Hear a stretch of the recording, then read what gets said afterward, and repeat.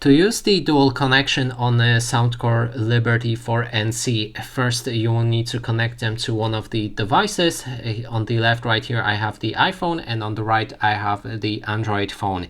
When it's connected to your device, open a Soundcore app and move to the settings in the top right corner of the screen and select a dual connection. Make sure that this option is active. Now we can connect a new device by clicking on this button right here, and we need to enter a pairing mode, then complete it. So now they will enter a pairing mode. We can move to my another smartphone right here, and then pair new device, look for the Sound Liberty and connect with them. And now my Android phone, when they are connected, should appear right here on the current list, and that is basically everything.